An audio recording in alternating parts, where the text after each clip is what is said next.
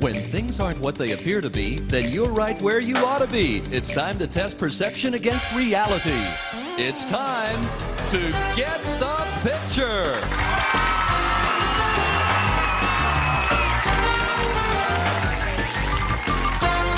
And now, here's the host of Get the Picture, a guy who never says no when I want to hang out with him, as long as I always ask first, Mike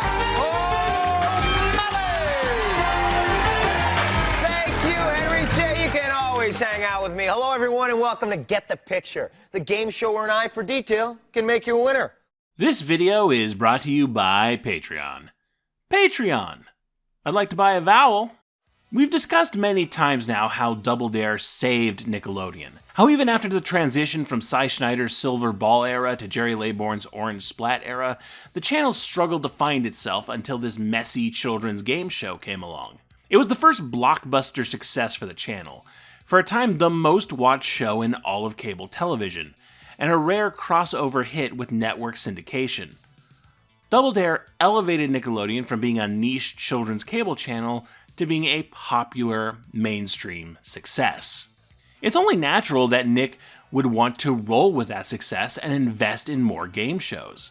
And yet, for the rest of the 1980s, it never quite found that second Double Dare. Finders Keepers upped the stakes with a huge set, and the show had its fans, but it was also met with the channel's first significant pushback from parents groups for its depiction of trashing the house, and Nickelodeon stopped investing in it pretty quickly. And after that, Nickelodeon game shows outside of Double Dare became a somewhat minor affair. Think Fast and Make the Grade were pretty bland by comparison, both shows taking on academic aesthetics and mostly cutting out the mess from its set pieces. Despite both premiering in 1989, they almost feel like something out of the channel's much derided Green Vegetable years. Both shows were dropped from the channel in 1991. With the opening of Nickelodeon Studios in Florida in 1990, Nickelodeon did have more resources than ever to try and find that second Double Dare. But would they even bother? Double Dare, now in its family iteration, was still going strong, and the channel was investing its time in new sitcoms and animated programming that would come to define 1991 as one of the greatest years in Nickelodeon history. Was there even a point in continuing to chase the children's game show bubble? Well, if you know your Nick history, you know that the 1990s would deliver some huge names in the world of children's game shows. So clearly, something changed. And while I wouldn't call today's topic one of the all-time great Nickelodeon game shows, I do consider it a point of transition. The midway point between shows like Think Fast and Make the Grade, and shows like Nick Arcade and Legends of the Hidden Temple. Premiering on Nickelodeon on March 18th, 1991, this is Get the Picture. How fast is the fast-moving game show Get the Picture? Hi, host Mike O'Malley here with the quick description. First, you answer the question to connect the dots to reveal the square to guess the picture to score more points to win the game. Then you answer more questions to connect the dots to reveal the square to guess the picture to score more points to win the game. Did I mention Mega Memory? Just one more reason to watch Get the Picture. Weekdays at 6:30, 5:30 Central on the only network for you, Nickelodeon. Filmed at Nickelodeon Studios, Get the Picture is a fairly simple game where two teams of two kids, orange and yellow, one boy and one girl each, answer trivia questions and guess the identity of hidden pictures, revealed one square at a time on a 4x4 grid of television screens. Round 1, Connect the Dots, sees the kids given basic trivia questions that they buzz in to answer. No given categories, so the questions can range from geography to history to pop culture to Nickelodeon itself. If you spend your afternoon doing indie airs, lip slides, 540s, Madonnas, and yes, Orange Team. You're skateboarding. Correct, you are skateboarding. What group of people in history use hieroglyphics as their writing system? Orange Team. Egyptians. That is correct, $20. This comic strip character has just celebrated his 40th anniversary, and he's got his own show on Nick at Night. Name the rambunctious little boy who's always getting yelled at by, yes. Dennis the Menace. Yellow Team. Dennis the Menace is correct, $20 more. Pick a square. If a team gets a question right, they get $20 and can pick a square on the board, which is currently full of dots. This reveals the lines connecting the dots starting to give the image a bit of shape. After a square is revealed, the team has a chance to guess the picture, but if they guess and get it wrong, they lose $20. 6. Number 6, please. Take a guess. Soccer ball? Is it a soccer ball? It is a soccer ball! Unbelievable! These kids. Good job. Woo! He didn't need anything for that one. Hidden on the board are 2 power surges, mini games that give a team a chance to win additional money. In the first round, these power surge games usually involve identifying pictures with different kinds of obfuscation. Can you identify 5 celebrities from these photo negatives? Can you figure out this pictograph riddle? No, things like that. Elvis. Elvis Presley. No, Will Wheaton. Good, next picture. A revealed power surge space also reveals an actual piece of the picture, not just an outline, which is critical context, giving you a sense of color and texture. An accurately guessed picture scores the team $50, and we go through as many pictures as time will allow. Round 2 is dots. This time the hidden picture is revealed by putting in lines between a grid of dots, a part of the picture revealed with every complete square made. You earn lines by answering trivia questions with 2, 3, or 4 answers. Name all 4 Beatles, name 3 of the oceans, questions like that. What 3 words do the letters FBI usually stand for? Orange team. Federal Bureau of Investigation. That is correct. $40 more for the orange team. All right, here's a tough one. Mr. Brady had 3 sons. Name the 3 from oldest to youngest. Yes, yellow team. Greg, Peter, and Bobby. Correct. Oh my God. Name 3 sports that use a racket. Orange team. Tennis, racquetball, badminton. Judges, did they get that in by the buzzer? Sorry, that's incorrect. What do we got here? A wrestling match or something? Hulk Hogan's about to come out here and they didn't get it by the buzzer. Correct answers for questions net a team $40, and a correctly identified picture gets them $75. As before, there are power surges hidden on the board, this time spinning off into physical challenges like throwing hacky sacks, putting golf balls, or playing shuffleboard. The goal here is to reveal parts of a new picture on a 3x3 grid and take a guess for some bonus money. At the end of this second round, points are tallied, and the winning team goes on to the Mega Memory Challenge. The 2 kids are tasked with memorizing 9 pictures on a grid, and then they have 45 seconds to remember where on the grid each of those images were. They do this by jumping onto the buttons of an oversized number keypad, the show's big set piece. It's that kind of final challenge that makes kids scream, "No, you morons! The ice cream picture was number 4! Round ball played on a court with hoops. 3, basketball, right. Boots, poles, bindings, and away you go. Boots, poles, bindings, and away. 7's incorrect. These giant sea mammals are endangered but beautiful. 4 is incorrect. Pink, long-legged tropical birds. 1 is incorrect. The first 6 pictures correctly placed in Mega Memory would win the team money, with the final 3 pictures each giving the team a prize, including bicycles, stereo equipment, instruments, and I brought this up before, but it's my personal favorite, the grand prize, a trip to the Florida amusement park you are currently at! And that's Get the Picture in a nutshell. The show's creation is credited to Marjorie Cohn, who is going to be a major player in Nickelodeon's history. If that name sounds familiar, it's because she's currently the president of DreamWorks Animation. But there's a lot of history between here and there.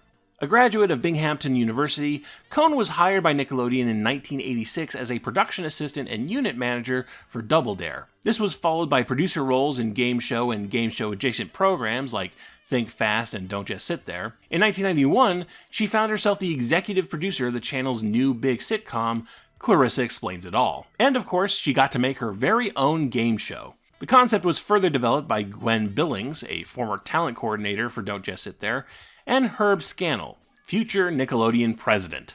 Unfortunately, there isn't a whole lot of behind-the-scenes information out there for Get the Picture. It never seems to come up in interviews with Marjorie Cohn, and it rarely features in Nickelodeon retrospectives. I think it's safe to say the show never ascended to the A-list, so let's dig into that. Let's start by getting into what doesn't work here. I think it was a huge mistake to penalize players for guessing the picture wrong. Threatening to take money out of their pockets promotes a very cautious style of play, and that in turn makes it a very low-energy game.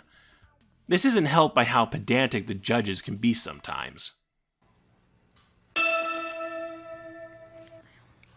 What do we got, guys?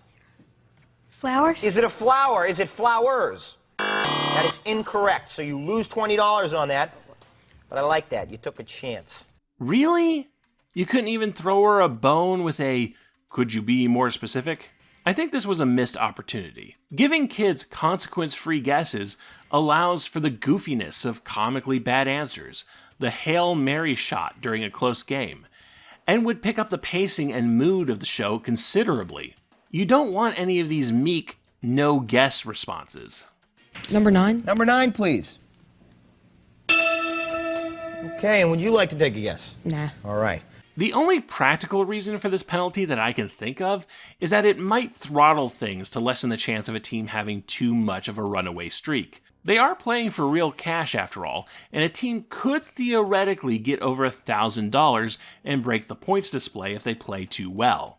And besides, there are other things to raise the energy of the room, which we'll get to.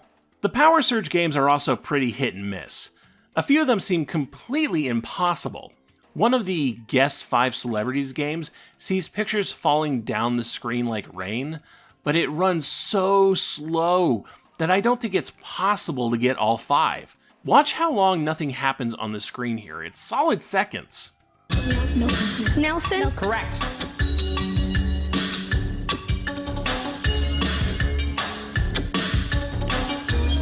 What's that? Kid and play. Kid and play? Didn't play. You got it. Just take a guess.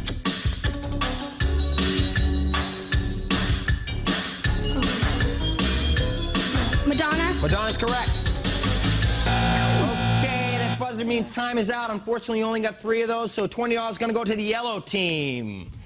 I don't think it's rigged or anything like that. I just think it's poorly designed. So Get the Picture definitely had some rough edges, but one thing it had going for it was production design. The set looks phenomenal, themed around being inside a computer with circuit board patterns along the walls, colored wires sticking out of things, big prop floppy disks, the mega memory number pad, and of course the big wall of screens. The most technically impressive Nickelodeon game show set piece since the Finders Keepers house. It's such a visual upgrade from many of the previous shows.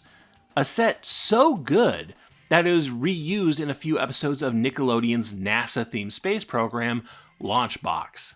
And this is partially what I mean when I say Get the Picture acts as a transitionary point between what came before and what came after. Because none of this is strictly necessary. You only need the wall of screens. You could strip out all this extra computer-themed detail, produce a show more akin to Think Fast or Make the Grade, and save a lot of money.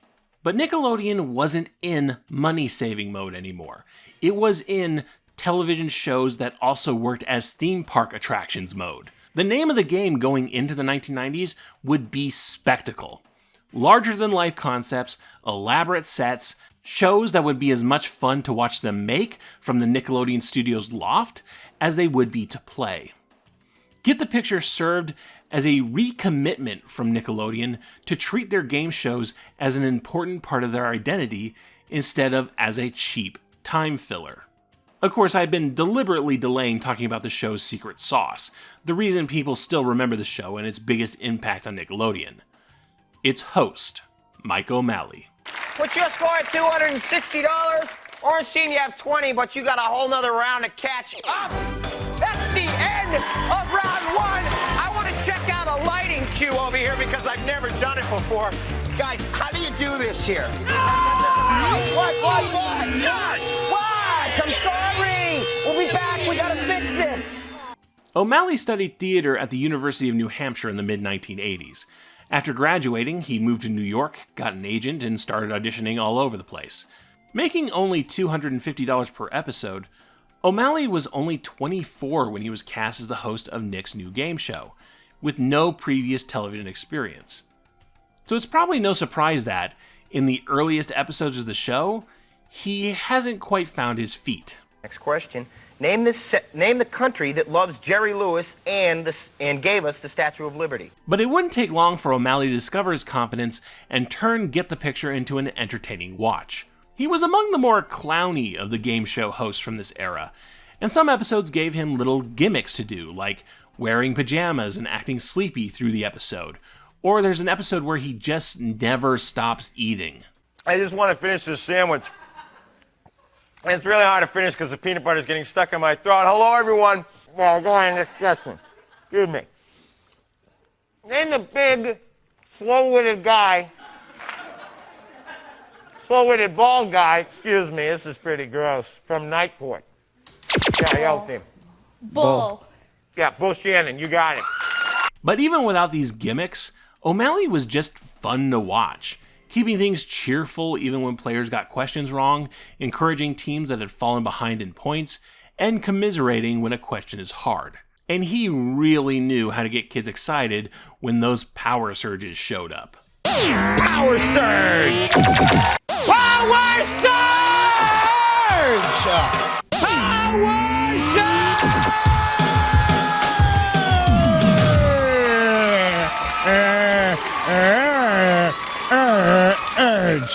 It's a power surge. Even at this super early point in his career, O'Malley had this undeniable charisma that would make him a Nickelodeon mainstay for the next decade. The first game show host to reach anywhere near Mark Summers' level of popularity. Power surge! Got you again, Mark. How you doing? Hey, Mike. How are you? What's going on? I'm doing great. How's What Would You Do going? Oh, it's great. You know, my favorite part, though, are those surprise segments, because they're so funny. You know, Yeah, I really the like surprise them. segments are... Yeah. Surprise What? Talk. Where? Camera in here. Come on. Tell me about it. Where's the hidden camera? Listen, Mike. Mark. You're a professional. I'm a professional. I would never do that to another host, so just relax, okay? Yeah, all right. All right, listen, have a good day. Yeah, good seeing you. Nice seeing you. Yeah, Take care, man. Yeah.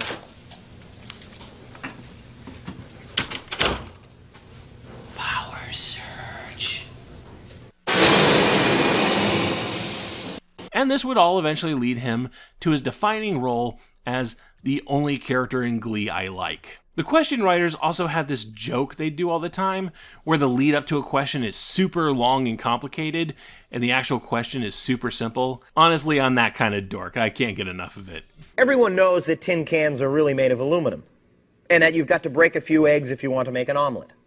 However, if you decided to make an aluminum can omelet, and you had 12 dozen eggs to work with, but no can opener, and if you're trying to cut down on your cholesterol level while still enjoying all of your favorite foods, what are gingerbread men made of? Last part of that is, what are gingerbread men made of? What are gingerbread men made of? Gingerbread. I know. While Get the Picture didn't have the messy fun of a Double Dare, the tone was nonetheless playful, and this made up for a lot. Mike O'Malley soon became one of Nickelodeon's touring personalities, when hosting games at local malls was still a corner of Nickelodeon's Matrix marketing strategy. As a result of that show, I went on a national mall tour to market Nickelodeon. We would go to different malls and slime kids, and then they'd do little games from Double Dare. Ostensibly, it was to try out for different Nickelodeon shows. Well, I shouldn't say ostensibly, it was, but it was also to market Nickelodeon. The first 40-episode season of Get the Picture was filmed in early 1991, with production of a 75-episode second season beginning later the same year. This second season polished a lot of the show's rough edges. While the base game remained the same, the teams were now playing for points instead of cash. You now only won cash in the Mega Memory round. While you still lost points for guessing the picture incorrectly, you weren't losing potential earnings. And that reduced the timid play a little bit. 11, please. There's some detail for you. Would you like? Is it a smile? Is it a smile? That's incorrect. In the first season, a team buzzed in by pressing keys on a keyboard, which, while keeping with the show's computer theme, didn't really track on camera. So in season 2, that was replaced by a big old button. Episodes now started hot with a quick toss-up picture to guess. The Power Surge games were reworked, the round 2 physical challenges were removed, No more awkward floppy disk shuffleboard. All the games became on-screen puzzles. But instead of staying at their podiums, the kids stepped down to this little set piece in the middle of the stage. A guy running over to lift this handlebar thing for some reason. I'm not sure what this is supposed to represent, but it allowed the kids a closer look at the screen, with many of the Power Surge guessing games tweaked to only have to identify 3 things instead of 5. The success rate for these mini-games improved greatly in Season 2. On your mark, get set, go. What do you see? A lady in the bathtub. It's not a lady. Betty Boop in the bathtub. It's not Betty Boop. It's something in a bathtub. What is it? A pig in a bathtub. You got it! Good job! A pig in a bathtub! Let's get back up there. Oink, oink. It was just an all-around better show. It also aired every weekday on a nice 6:30 p.m. evening time slot, which means that even with 115 episodes filmed, Nickelodeon ran through them very fast. The last new episode of Get the Picture airing on December 6th, 1991. Still the same calendar year the show premiered. I suppose they could have done a 3rd season. There was nothing wrong with the show, but things were moving fast for Nickelodeon. Marjorie Cohn not only had the continued success of Clarissa Explains It All, but she was developing a new sketch comedy show, Roundhouse, set to premiere soon. Gwen Billings would go on to develop Wienerville, and Herb Scannell, again, would go on to become Nickelodeon's next president. Mike O'Malley was quickly brought over to host a huge sports production Nickelodeon was putting on called Guts. And Get the Picture's production slot at Nickelodeon Studios was given to an even higher concept, even higher production valued game show with Nick Arcade. Get the Picture offered a stepping stone for what would define a lot of 90s Nickelodeon. The series continued in reruns for about 15 months, eventually moving to a single Saturday slot at 3:30 p.m., pushed out by so much of Nickelodeon's new programming. Get the Picture's final broadcast on Nickelodeon would air on March 13th, 1993, only 5 days shy of its 2-year anniversary. Of course, as you've noticed by the little logo in the corner, Get the Picture would get a lot of play on the spin-off cable channel Nickelodeon Games and Sports, supposedly a sports-based channel that ended up just being a storage space for all of Nickelodeon's old game shows. Seriously, it felt like Get the Picture was on Nick Gas all the time. And thank God for that, because Get the Picture would surely have much more lost media if it wasn't for Nick Gas. Thanks to tape traders and later file sharers, I was able to gather 77 of the show's 115 episodes, almost all of which are available on YouTube at the time of this writing. On its own, Get the Picture wasn't remarkable. It was fun to watch, a decent, lazy after-school program once you've finished your homework. But I wasn't ever excited at the fantasy of being on it the way I was for Double Dare, or Nick Arcade, or Legends of the Hidden Temple. However, Get the Picture got a lot of creatives together that would go on to create so much of what made 90s Nick special. It gave them the confidence to build bigger and better shows. And speaking of Get the Picture as a transitional work, there's one more bit of trivia I want to share about it that I think is absolutely charming. On September 1st, 1993, some months after Get the Picture's final broadcast on Nick, Nickelodeon's first international channel launched in the United Kingdom. And on that day, Nickelodeon UK simulcast their first program with the United States. And can you guess what that first program was? Andy and Beth, what's it like to be the very first winners on the very first Get the Picture? Pretty good, oh yeah, so you've had a good time? Yes. Oh good, if you've had a good time, join us every weekday, Monday to Friday, 6:30 on Nickelodeon. It wouldn't be Get the Picture without you. Bye now! That's right, hosted by Peter Simon, it was the UK version of Get the Picture that kicked off International Nickelodeon. And it aired at the same time in 2 countries to celebrate the occasion, ending with the first transatlantic simultaneous sliming, with Nickelodeon's Guts' Moira Quirk hosting the American side. In 10, 10, 9, 8, 7, 6, 5, 4, 3, 2, 1.